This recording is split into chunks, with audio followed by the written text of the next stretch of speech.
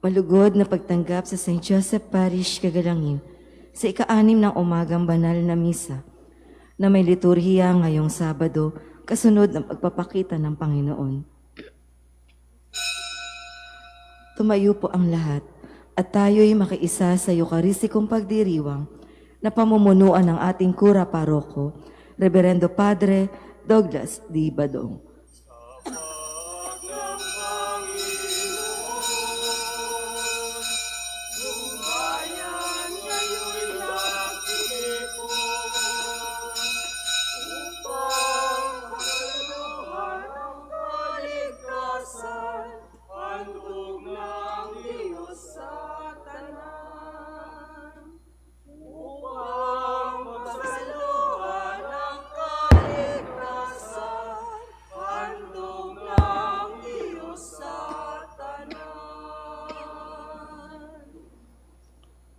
Sa ngalan ng Ama at ng Anak at ng Espiritu Santo. Amen. Ang pagpapala ng ating Panginoong Heso Kristo, ang pag-ibig ng Diyos Ama, at ang makikipagkaisa ng Espiritu Santo, naway sumayinyong lahat. At sumayo rin.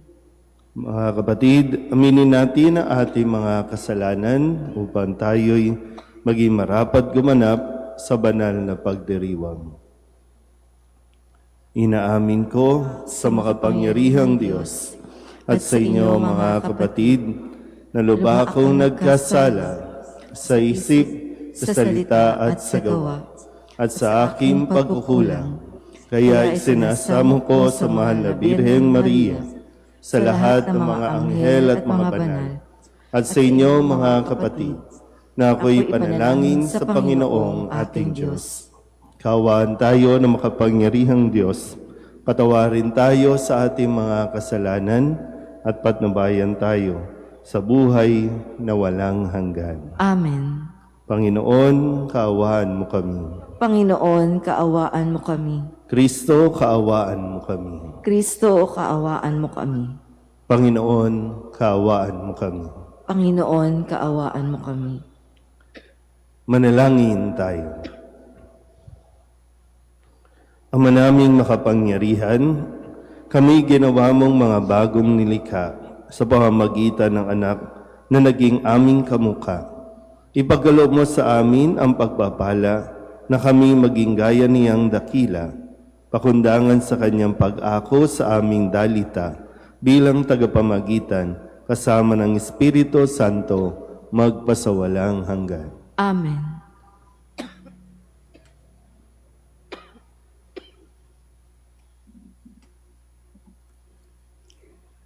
Pagbasa mula sa unang sulat ni Apostol San Juan. Minamahal kong mga kapatid, hindi tayo nag-aatubiling lumapit sa anak ng Diyos, sapagkat alam nating ibibigay niya ang anumang hingin natin na naaayon sa kanyang kalooban. Yamang alam nating dinirinig nga niya tayo, alam din nating ibinibigay niya ang hinihiling natin sa Kanya. Kung makita nino man na ang kanyang kapatid ay gumagawa ng kasalanang di hahantong sa kamatayang espiritual, ipanalangin niya ang kapatid na iyon at ito'y bibigyan ng bagong buhay. Ito'y para sa mga kapatid na ang kasalanan ay hindi hahantong sa kamatayang espiritual. May kasalanang hahantong sa kamatayang espiritual at hindi ito sinasabing idalangin ninyo ang sino mang gumagawa nito. Ang lahat ng gawaing di matuwid ay kasalanan. Ngunit may kasalanang hindi hahantong sa kamatayang espiritual. Alam nating ang mga anak ng Diyos ay hindi nagpapatuloy sa pagkakasala, sapagkat iniingatan sila ni Hesukristo at hindi sila maaaring anhin ng diablo. Alam nating tayo'y mga anak ng Diyos at ang buong sanlibutan ay nasa kapangyarihan ng diablo. at nalalaman nating naparito ang anak ng Diyos at binigyan niya tayo ng pangunawa upang makilala natin ang tunay na Diyos. At tayo'y nasa tunay na Diyos sa Kanyang anak na si Hesukristo. Ito ang tunay na Diyos at buhay na walang hanggan. Mga anak, lumayo kayo sa mga Diyos-Diyosan. Ang salita ng Diyos. Salamat sa Diyos. Panginooy nagagalak sa hirang niyang mga anak. Panginooy nagagalak sa hirang niyang mga anak. Ang Panginooy purihin, awitan ng bagong awit. Purihin sa pagtitipon ng tapat sa pananalig. Magalak ka, O Israel, dahilan sa manlilikha, dahilan sa iyong hari, ikaw Siyon ay matuwa. Panginooy nagagalak sa hirang niyang mga anak. Purihin sa pagsasayaw, purihin ang kanyang ngalan. Alpat tambol ay tugtugin, at siya'y papurihan. Panginooy nagagalak sa kanyang mga hirang, sa nangag papakumbabay, tagumpay ang ibibigay. Panginooy nagagalak sa hirang niyang mga anak. Sa tagumpay na natamo, magalak mga hirang. Sa kanilang pagpipista ay magsaya't mag-awitan. Sa pagpuri sa Panginoon ay bayaang magsigawan. Ang tatanggap ng tagumpay ay ang kanyang mga hirang. Panginooy nagagalak sa hirang niyang mga anak. Magsitayo na po ang lahat.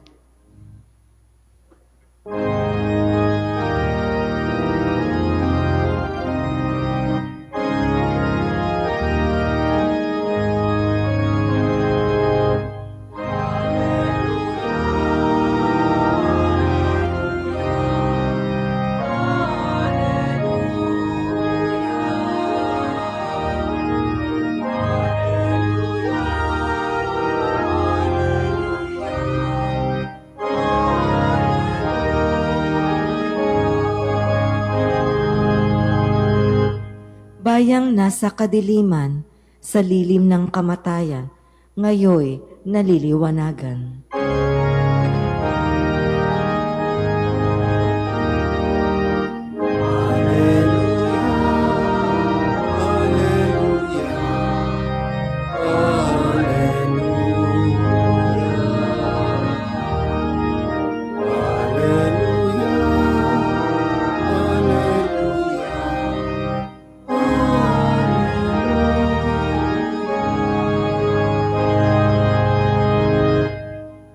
Sumainyo ang Panginoon. At sumayo rin. Ang mabuting balita ng Panginoon ayon kay San Juan. Papuri sa iyo, Panginoon.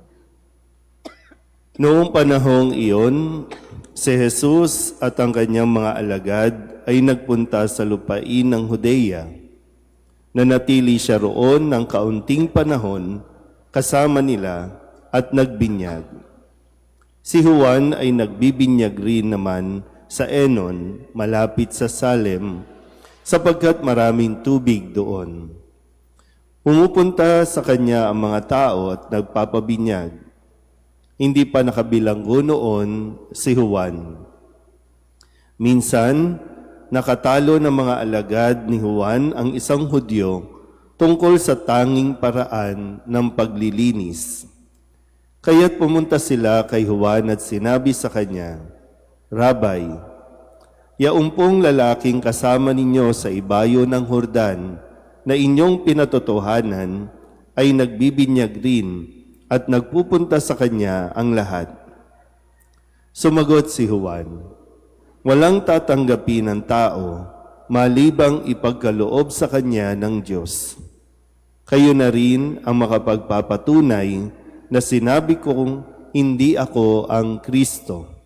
Sugo lamang akong mauuna sa Kanya. Ang babaeng ikakasal ay para sa lalaking ikakasal. Ang abay na naghihintay sa pagdating ng lalaking ikakasal ay lubos na nagagalak pagkarinig sa tinig nito. Gayun din naman, lubos na ang kagalakan ko ngayon, kailangang siya ay maging dakila at ako na may mababa. Ang mabuting balita ng Panginoon. Pinupuri ka namin, Panginoong Heso Kristo. Isang magandang umaga po sa inyong lahat. Sa huling pagkakataon, Merry Christmas po sa inyong lahat. Merry Christmas. Ngayon po ay Sabado pagkatapos ng Epipanya o pagkatapos ng pagdiriwang ng Pasko ng pagsilang o pagpapakita ng Panginoon sa mamayang gabi sa ating liturhiya ay ang pagdiriwang na ng pagbibinyag ni Juan Bautista sa ating Panginoon na siyang ating narinig sa bahagi ng Ebanghelyo na sinasabi kay Juan na yung kanyang binautismuhan o bininyagan ay nagbibinyag na rin ngayon. Bago po yan, atin munang balikan ang ilan sa mga paanyaya sa atin sa ating pong pagdiriwang nitong linggong ito. Nung Lunes, ipinahayag sa atin ni Kristo na pagsisihan ninyo talikdan ang inyong mga kasalanan sapagkat malapit nang maghari ang Diyos. Ito yung pagsisimula ng ministeryo o public ministry ng ating Panginoon. Talagang puspusan na at ang mahalaga ay mapagsisihan ang mga kasalanan. Hindi pwedeng naiiwan lang tayo sa selebrasyon. Pagdiriwang ng Pasko, maraming masaya, maraming may pera, maraming may regalo, pero baka nakaligtaan natin na pagsisihan ang ating mga kasalanan. Noong Martes, yung paanyaya ni Jesus sa pagsisimula din natin ng panibagong taon, sinabi niya, kayo ang magbigay sa kanila ng makakain. So matapos yung pagpapahayag, nakita niyang magugutom ang mga tao at sinabihan niyang mga alagad, kayo ang magbigay sa kanila ng makakain. Yung pag-ako ng responsibilidad. Hindi tayo pwedeng magturo lang ng magturo, lalong-lalo na hindi tayo pwedeng mabuhay sa tayo na lang yung bibigyan ng bibigyan. Matuto rin tayo ang magbigay. Kung anong mayroon, kung ano ang maibibigay, yun ang ibigay. Kaya nung Miyerkules, ang sabi niya, huwag kayong matakot, si Jesus ito. Kasi isa sa mga takot natin, baka maubusan tayo, baka mawalan tayo. O yung takot din natin na kaya hindi tayo nakakarating sa ating destinasyon dahil sa mga takot na ito. Nung Huwebes, ang paalala din sa atin nang ipahayag ni Kristo at basahin niya sa sinagoga ang aklat ni Isaías at ang sabi niya, natupad na ang sinasaad o sinasabi dito ng kanya ring ipahayag na sumasa akin ang Espiritu ng Panginoon sapagkat tinirang niya ako upang ipangaral sa mga dukha ang mabuting balita. Kahapon sa pagdiriwang natin ng kapisahan ng itim na Nazareno, ipinaalala sa atin na si Kristo, ang poong Nazareno, ay sinugo ng Diyos. Sapagkat sinugo ng Diyos ang kanyang anak, hindi upang hatulan, maparusahan ang sanlibutan, kundi upang iligtas ito sa pamamagitan niya. At ngayon, kaugnay po ng tema, marahil dito rin po kinuha ang tema ng kapistahan ng itim na Nazareno na sinasabing, kailangang siya ay maging dakila at ako na may mababa. Dapat siyang itaas at ako na may bumaba.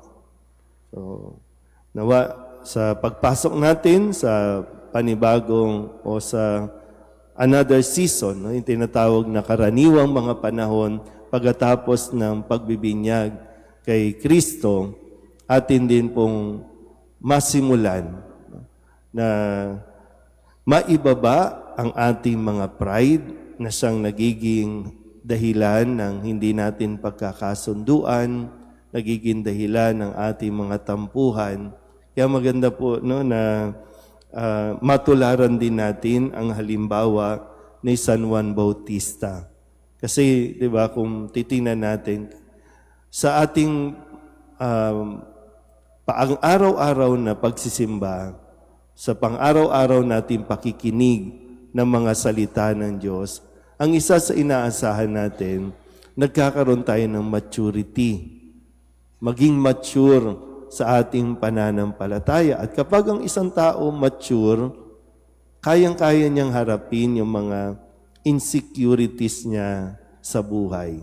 Yung pagiging insecure, isa yan sa nagiging problema natin. No?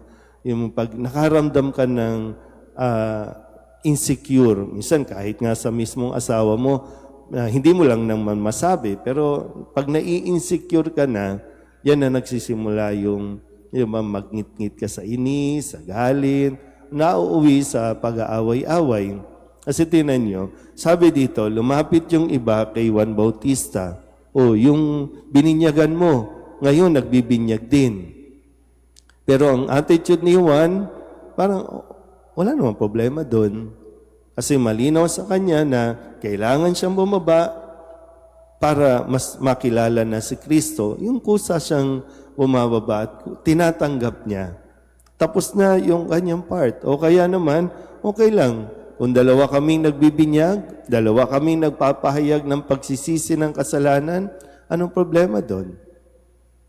Yun nga lang, no? Sabi ko nga, pag tayo minsan pinangunahan ng pagiging insecure, wala talaga. Ang tingin natin sa mga gumagawa din ng mabuti, naghahangad din ng kabutihan, threat para sa atin, na parang dapat ako lang. No? So, isa yun siguro, no, na mas makita natin. Kung tayo ba ay nagmamature na sa ating pananampalataya, na mas natutuwa tayong mayroong mga gumagawa at mas maraming gumagawa ng mabuti. Amen?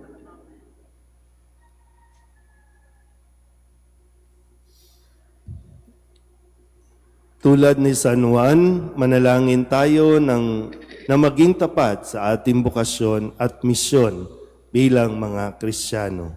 Ang ating pong itutugon, Panginoon, dinggin mo ang aming panalangin. Panginoon, dinggin mo ang aming panalangin. Bilang isang simbahan, nawa ang aming pakikibahagi at pagmamalasakit ay maipaabot maging sa mga di kasapi ng ating pamilya, pamayanan at bansa. Manalangin tayo sa Panginoon. Panginoon, dinggin mo ang aming panalangin. Ang ating binyag naway isagawa bilang isang panawagan para makisalamuha at makiramay sa ating kapwa. Manalangin tayo sa Panginoon. Panginoon, dinggin mo ang aming panalangin. Ang mga kabataang lalaki at babae, naway makinig sa Espiritu na nasa kanilang mga puso at tumugon sa mga ibinubulong nito. Manalangin tayo sa Panginoon. Panginoon, dinggin mo ang aming panalangin. Ang mga may sakit, mga hinahamak, mga nalulumbay, at mga dukha, naway makabatid ng mabuting balita ng presensya ni Jesus sa pamamagitan ng ating bukal sa loob na pakikitungo sa kanila. Manalangin tayo sa Panginoon. Panginoon, dinggin mo ang aming panalangin. Ang mga yumao naway magtamasa ng bunga ng biyayang dulot ng kanilang binyag. Manalangin tayo sa Panginoon. Panginoon, dinggin mo ang aming panalangin.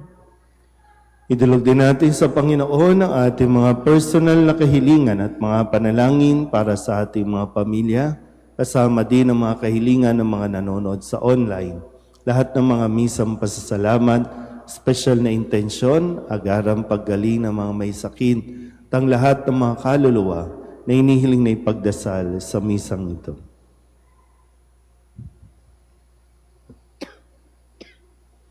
Ang lahat ng ito inihiling namin sa ngalan ni Kristo ang aming Panginoon. Amen.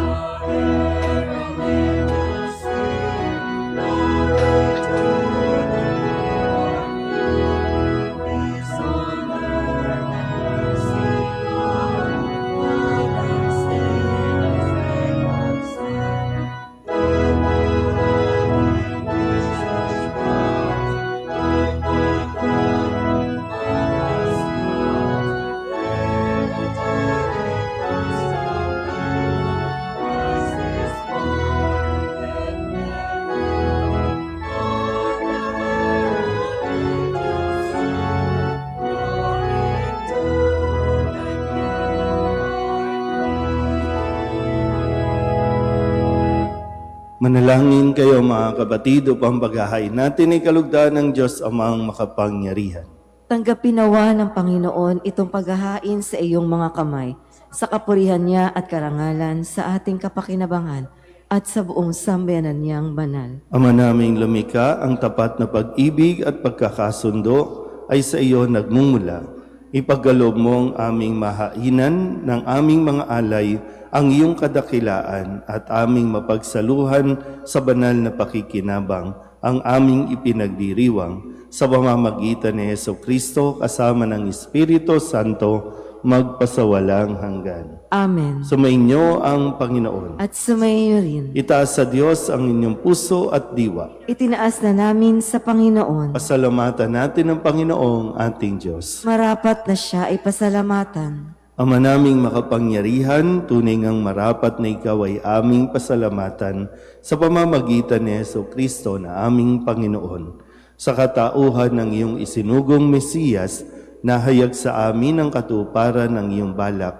Ngayon nga'y iyong ipinakikita sa tanan ang liwanag na tumatanglaw sa sangkatauhan sa pagpapahayag ng anak mong ginigiliw na siya ay hindi naiba sa amin. Minarapat mong sa pagkatao namin magningning ang kariktan ng kadakilaan niyang di magmamaliw.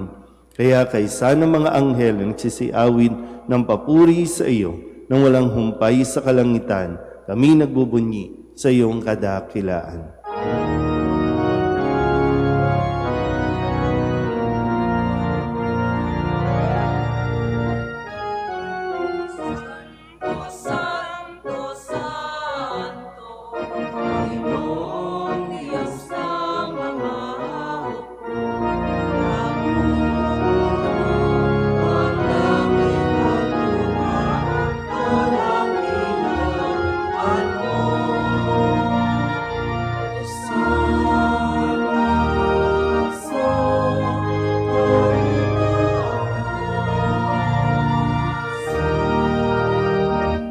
Pinagpala ang naparirito sa ngalan ng Panginoon.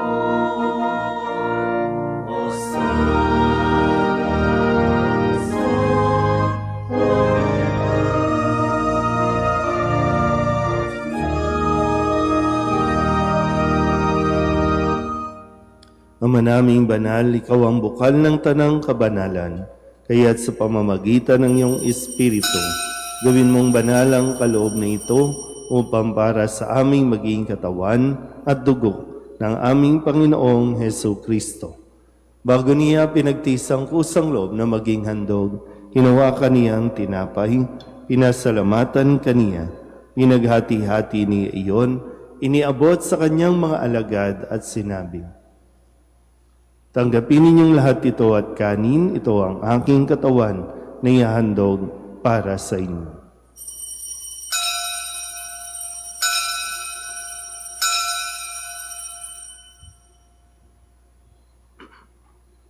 Gayun din naman nang matapos ang hapunan, inawakan niya ang kalis, muli kaniyang pinasalamatan.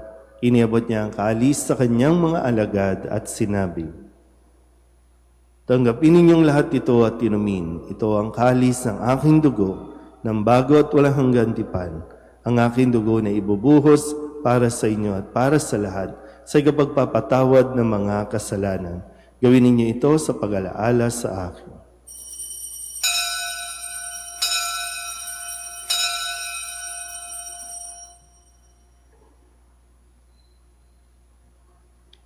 Ipagbunyi natin ang misteryo ng pananampalataya. Si Kristo'y namatay, si Kristo'y nabuhay, si Kristo'y babalik sa wakas ng panahon. Ama, ginagawa namin ngayon ang pag-alaala sa pagkamatay at muling pagkabuhay ng iyong anak. Kaya tiniaalay namin sa iyo ang tinapay na nagbibigay buhay at ang kalis na nagkakaloob ng kaligtasan. Kami napapasalamat dahil kami iyong minarapat na tumayo sa harap mo para maglingkod sa iyo. Isinasama namin kami magsasalo-salo sa katawan at dugo ni Kristo ay mabuklod sa pagkakaisa sa pamamagitan ng Espiritu Santo. Ama, lingapin mo ang iyong simbahang laganap sa buong daigdig. Puspusin mo kami sa pag-ibig kaysa ni Leon na aming Papa at ni Jose na aming Obispo at ng Tanang Kaparian. Alalahanin mo si Renato na tinawag mo mula sa daigdig na ito. Nung siya'y binyagan, siya'y nakaisa ni Kristo sa pagkamatay. Ngayong siya'y pumanaw, naway makaisa siya ni Kristo sa pagkabuhay. Alalahanin mo rin ang mga kapatid naming nahimlay na may pag-asang sila'y muling mabubuhay, gayon din ang lahat ng mga pumanaw. Kawaan mo sila at patuloyin sa iyong kaliwanagan. Kawaan mo at pagindapating kaming lahat na makasalo sa iyong buhay na walang wakas. Kaysa ng mahal na Birheng Maria na ina ng Diyos, ng kabiyak ng puso niyang si San Jose. Kaysa ng mga apostol at ng lahat ng mga banal na namuhay dito sa daigdig ng kalugod-lugod sa iyo, may pagdiwang nawa namin ang pagpupuri sa ikararangal mo sa pamamagitan ng iyong anak na aming Panginoong Hesu Kristo. Sa pamamagitan ni Kristo, kasama niya at sa Kanya, ang lahat ng parangal at papuri ay sa iyo, Diyos Amang makapangyarihan, kasama ng Espiritu Santo, magpasawalang hanggan.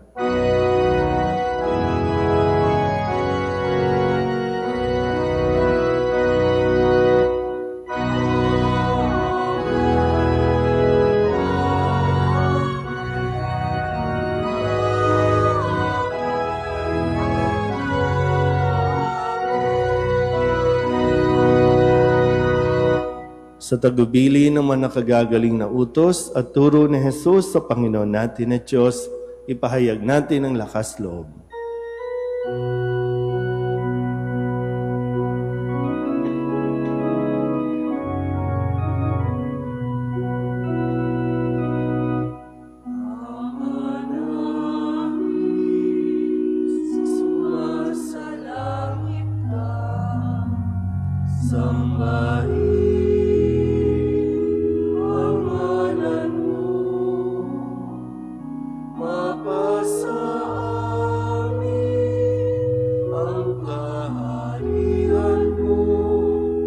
Sundin ang loob mo dito sa lupa para nang sa langit. Bigyan mo kami ngayon ng aming kakanin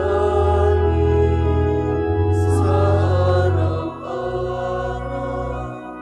At patawarin mo kami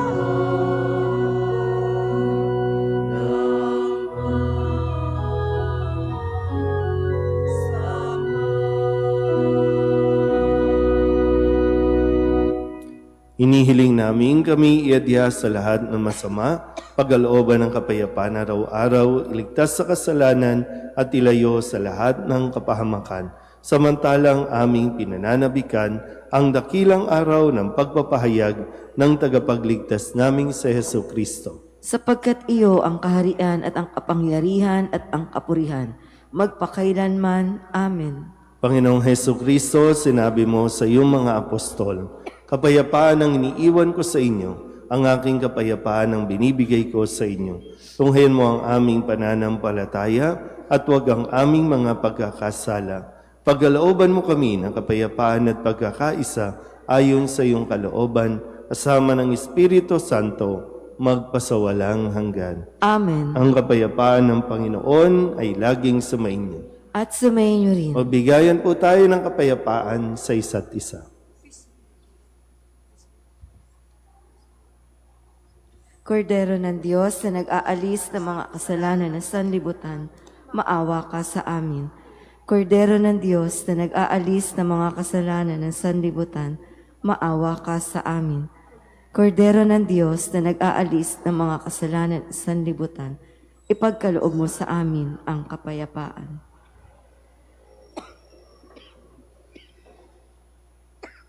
Ito ang kordero ng Diyos. Ito ang nag-aalis ng kasalanan ng sanlibutan. Mapalad ang mga inaanyayahan sa kanyang piging. Panginoon, hindi ako karapat-dapat na magpatuloy sa iyo, ngunit sa isang salita mo lamang ay gagaling na ako.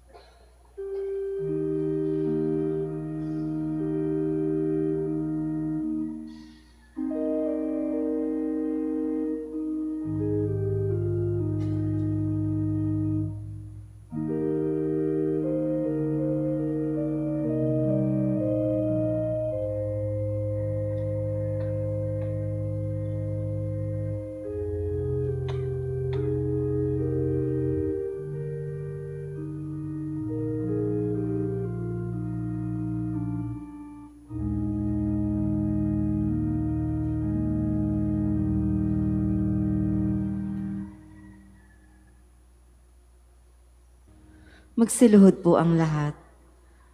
Panalangin kay San Jose. Abang tagapangalaga ng tagapagligtas, kabiyak na puso ng mahal na Birheng Maria, sa iyo ipinagkatiwala ng Diyos ang kaisa-isa niyang anak. Sa iyo nagtiwala si Maria. Sa piling mo, si Kristo'y naging tao. Maging ama ka rin sa amin, pinagpalang Jose, at gabayan mo kami sa landas ng buhay. Ihingi mo kami ng biyaya, awa at tapang, at ipagtanggol kami sa lahat ng masama. Amen. Magsitayo na po ang lahat. Manalangin tayo. Ama naming mapagmahal, kaming pinapagsalo mo sa iyong banal na piging, ay papakinabangin mo sa iyong dakilang pag-ibig ngayon at kailanman, upang pagkalipas ng mga kaloob mong pangsamantala, makamtan namin ang aming inaasahan pampalagian sa pamamagitan ni Hesu Kristo kasama ng Espiritu Santo magpasawalang hanggan. Amen. Sumainyo ang Panginoon. At sumaiyo rin. At pagpalain kayo ng makapangyarihang Diyos, Ama at Anak, at Espiritu Santo. Amen. Tapos sa banal na misa, humayo tayo sa kapayapaan ni Kristo. Salamat sa Diyos. Magandang umaga po.